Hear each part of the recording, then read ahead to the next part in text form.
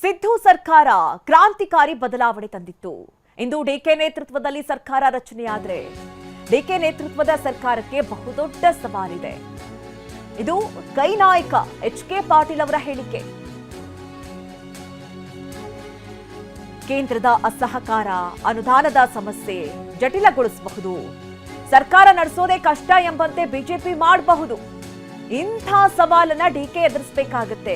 ಡಿಕೆಗೆ ಎದುರಿಸುವ ಗಟ್ಟಿತನ ಇದೆ ಅಂತ ಎಚ್.ಕೆ. ಪಾಟೀಲ್ ಅವರು ಹೇಳಿದ್ದಾರೆ.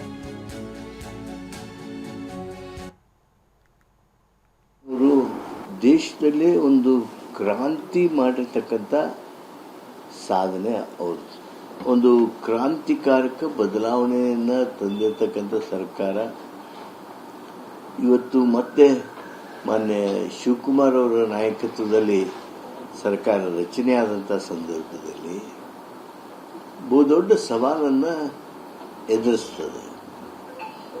ಆ ಸವಾಲು ಕೇಂದ್ರ ಸರ್ಕಾರದ ಅಸಹಕಾರದಿಂದ ಏನು ಹಣಕಾಸಿನ ಅನುದಾನದ ಸಮಸ್ಯೆಗಳಿರ್ತಾವೆ, ಆ ಸಮಸ್ಯೆಗಳನ್ನು ಇನ್ನೂ ಕ್ಲಿಷ್ಟಗೊಳಿಸಿ ಸರ್ಕಾರ ಕಾರ್ಯಕ್ರಮಗಳೇ, ಸರ್ಕಾರದ ಆಡಳಿತವೇ ಕಷ್ಟದಾಯಕ ಅನ್ನುವಂಥ ಕೆಲಸ ಬಿಜೆಪಿಯಿಂದ ಆಗಲೂಬಹುದು.